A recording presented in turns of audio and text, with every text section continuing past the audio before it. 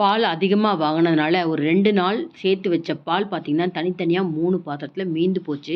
எல்லா பாலையுமே ஒண்ணா சேர்க்கறதுக்கு முன்னாடி, எல்லாத்தையும் சூடுபடுத்தி நல்லா இருக்கான்னு பார்த்துண்டு 2 பகுதியா பிரிச்சுட்டேன். 3/4 லிட்டர் பால அடுப்புல வச்சு திரும்பவும் கொதிக்க விட்டுட்டு, ஒரு 1/2 மூடி எலுமிச்சம்பழம் ஜூஸோட கொஞ்சம் தண்ணீய சேர்த்துட்டு, அந்த ஜூஸ கொஞ்சம் கொஞ்சமா பால் கொதிச்சுன்னு இருக்கப்பயே சேர்க்கணுங்க.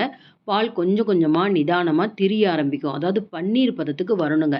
இந்த மாரி திரிஞ்சதுக்கப்புறம் ஒரு வடிகட்டியில வச்சு சூடா இருக்கிறப்பயே நம்ம வடிச்சு எடுத்துடணுங்க.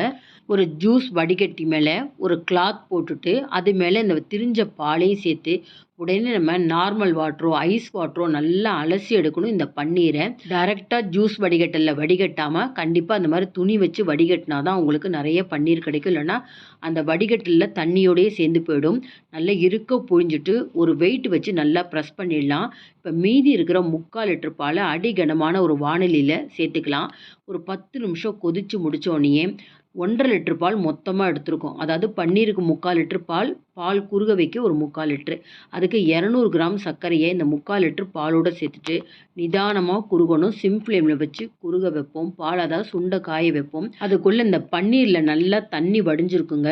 இத நல்லா உதுத்து விட்டா போதும். இந்த ரசகுல்லாவுக்கு போட்டு நம்ம பிசையிற மாரி பிசைய வேண்டாம். அந்த குறுகுன பால்ல உதுத்து விட்ட பன்னீர சேர்த்துட்டோம்னா, கொஞ்சம் கொஞ்சமா பால் சுண்ட காய்ஞ்சிருக்கு இல்லையா? அது கூட இந்த பன்னீர் சேர்ப்ப இந்த சுண்ட காய்ச்சின பாலும் திரிய ஆரம்பிக்குங்க. இந்த மாரி திரிஞ்சு நல்லா கெட்டியா கேக் பதத்துக்கு வர்றப்ப, அப்படி ரவ பதத்துக்கு வரும். கலாக்கந்த் அப்படின்னா அப்படிதாங்க இருக்கணும். ஆனா நிறம் மாறல பார்த்தீங்களா? கொஞ்சம் கொஞ்சமா நல்லா சேர்ந்து திக்கா இருக்கு. இறக்கி வைக்கிறதுக்கு முன்னாடி நல்லா 1/2 டீஸ்பூன் ஏலக்காய் தூள், இதுக்கப்புறம் கொஞ்சம் கொஞ்சமா ஒரு 3 டீஸ்பூனாவது நெய் சேர்க்கணுங்க. நம்ம வாணலிலேருந்து கேக் டின்ல மாத்துறதுக்கு முன்னாடி கொஞ்சமா எடுத்து பார்த்தீங்கன்னா, கையில ஒட்டாம உருட்டு பதம் வரணுங்க. இப்ப பாருங்க ஒரு ட்ரேல மாத்தப் போறேன். நீங்க டப்பா, சில்வர் டப்பா எதுல வேணா வைக்கலாம். ஹாட் பேக்ல கூட வச்சுக்கலாம். இப்ப இந்த மாரி செட் பண்ணிடணும். கேக் டின்ல வச்சு செட் பண்றேன். நல்லா டைட்டா ஸ்பூனால அழுத்தம் குடுத்து, நல்லா ஒரு டர்க்கி டவல் இல்லன்னா வுட்டன் அந்த பலகா மேல வச்சீங்கன்னா, ரொம்ப நேரம் ஹீட் இருக்கும். நம்ம ஒரு 6 மணி நேரம் கழிச்சு ஓரங்கள்ல கத்தியால எடுத்து விட்டுட்டு, இதுக்கு ஒரு டிப்ஸ் சொல்றேன். எந்த ஒரு ஸ்வீட் செஞ்சாலும் அந்த டின்னுலேருந்து மாத்துறதுக்கு முன்னாடி கொஞ்சம் வெந்நீர்ல வச்சுட்டிங்கன்னா, கீழ இருக்கிற பகுதி நல்லா இளகி குடுத்துரும்.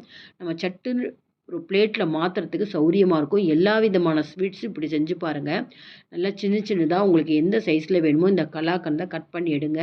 நிறம் மாறாம நல்லா ஒயிட் கலர்ல கலாக்கந்த் கிடைச்சிருக்கு. வீட்ல அதிகமா பால் இருந்தா இந்த மாரி ட்ரை பண்ணி பாருங்க. ஸ்வீட் ஷாப்ல நம்ம எப்படி ஒயிட் கலாக்கந்த் வாங்கி சாப்பிடுவோமோ அதே மாரி இருக்கும். இந்த வீடியோ பிடிச்சிருந்தா லைக்ஸ் குடுங்க. மறக்காம சேனலுக்கு சப்ஸ்கிரைப் பண்ணி சப்போர்ட் பண்ணிட்டே இருங்க.